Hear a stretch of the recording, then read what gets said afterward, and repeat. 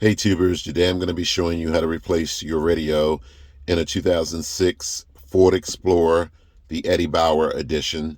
This process should pertain to just about any Ford Explorer out there that you should need to replace the radio in. The problem that we were having was you could push the power button. The radio works just fine. However, the console would not light up to show you what radio stations were being selected or programmed, etc. I contacted a radio repair shop. They wanted like $450 to diagnose and fix the problem. I really don't think so because it's not that serious. So what I did was I went to the junkyard and found another radio that looked exactly like this one that you see in front of you. However, what I didn't do was on the side of the radio, when you pull your radio out, your old one, there's a number written on the side of the radio. You need to screenshot that number. And if you decide to go to the junkyard and find another radio like I did, because this is another radio from the junkyard that works just fine, you will need to match up the number on the side of your radio with a radio that you take out of another Ford Explorer. If you do not match those numbers up and they're not identical, more than likely your panel will not light up and or the radio that you bring home may not work as well. So I'm going to show you what those numbers look like. And I'm not really going to take the radio out because it's way too easy, guys. I'm going to take the panels loose and for the most part show you all the important things you need to take loose to actually get the radio out. What you will need is a set of these trim panel tools, and you can get them at Harbor Freight, Walmart, or any auto parts store. You'll need a 3/8 ratchet and a 7mm socket, and of course a new radio. So let me grab the old radio and show you the number that's written on the side of it, and I'll be right back.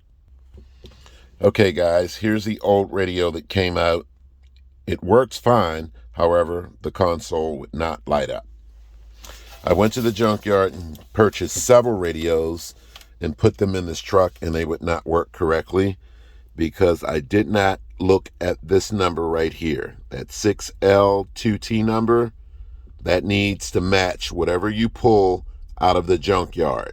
So this is the original radio, and when I looked at this radio at the junkyard and pulled it, the number on the side of the radio matched with no problems, and as you see, everything lights up and works just fine for the most part. Okay, so we're good to go there.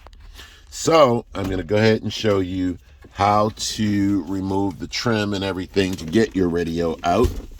One of the first things you'll need to do is place a block of wood at the front wheel of the vehicle and a block of wood at the rear wheel of the vehicle to keep it from rolling. The next thing you want to do is take your trim tool, come down here and start popping this little piece off.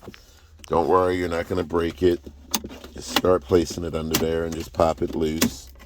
And keep in mind, I think this goes in the same way you pulled it out. So not like this, but like that.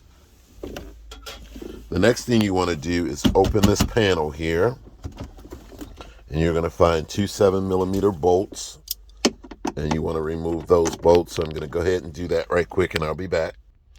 Okay guys, once you break those two 7mm bolts, I just stick them up here so I don't lose them.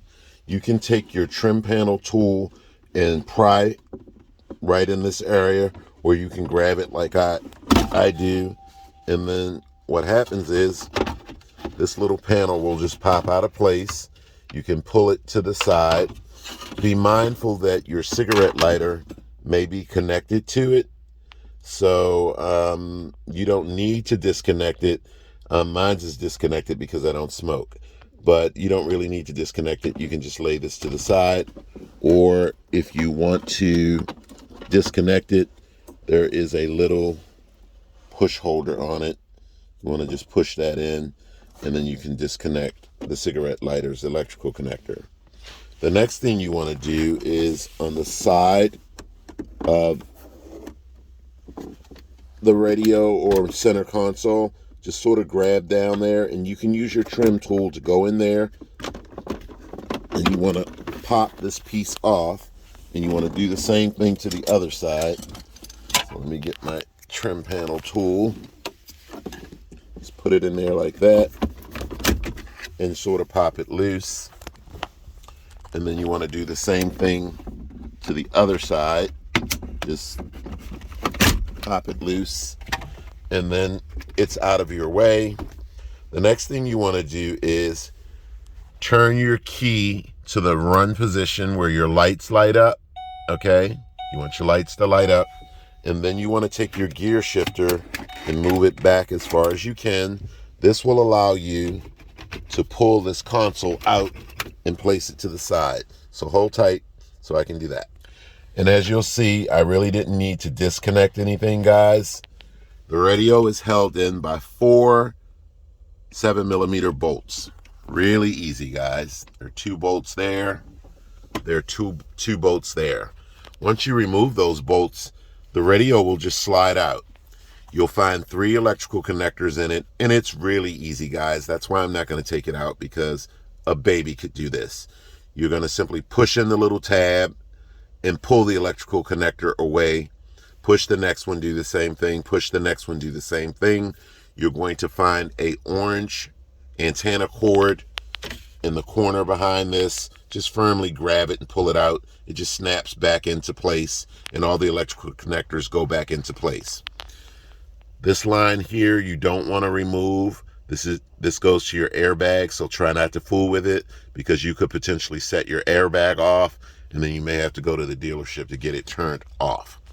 And then what you want to do is pull your radio out. If you're going to go to the junkyard, again, you want to make sure you jot down the number that's on the side of the radio and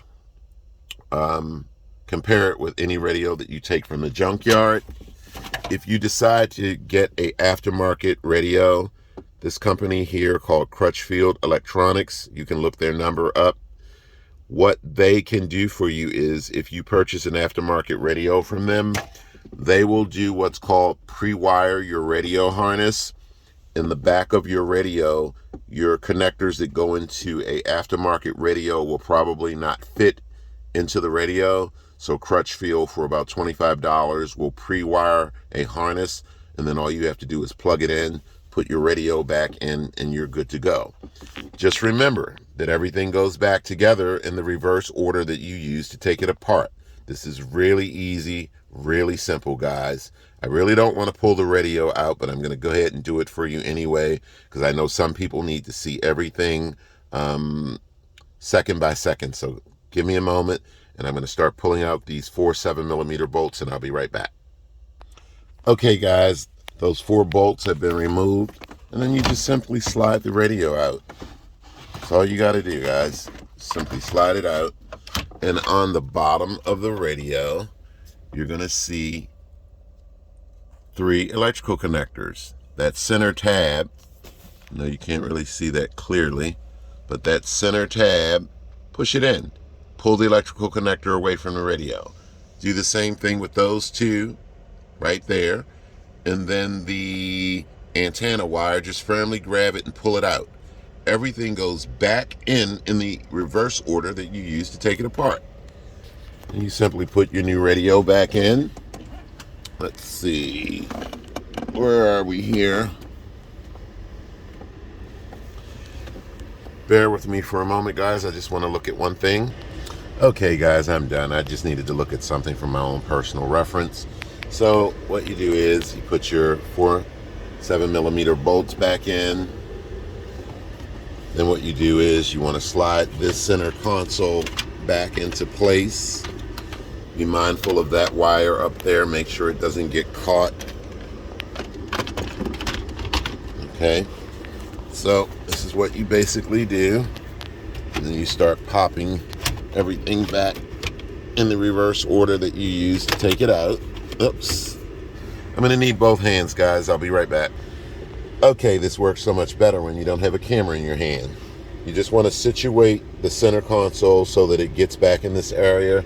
And then everything, for the most part, guys, will just snap back into place. Okay? And that's, for the most part, that's it. And then what you can do is you can start the process of putting everything back together. You want to remember to hook up your cigarette lighter if you disconnected it. You want to put your center tray back into place. That basically just snaps down. Okay, just snaps back in.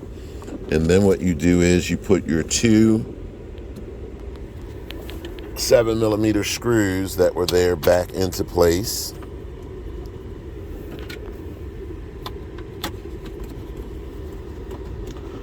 Don't forget to put your gear shifter back in park. Turn your vehicle off.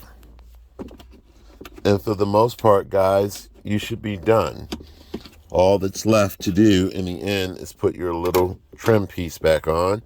Push it down until it locks into place. And you're done for the most part, guys. I know this has been a lengthy video, guys, but I just wanted to make sure that you didn't make the same mistake that I made by going to the junkyard if you decided to go and get a radio from another Ford Explorer. This radio is in excellent condition, cost me $40 versus whatever you're going to pay for a new radio or to have the new radio pre-wired. So I hope this video has been helpful to you guys. And remember, if you're going to go aftermarket, Crutchfield Electronics, I know nothing about them personally. I know a couple people that have used them.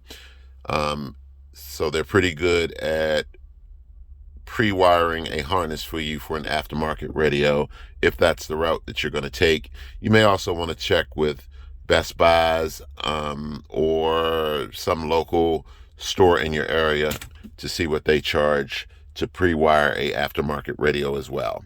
So I hope the video has been helpful, guys. Thanks for watching and take care.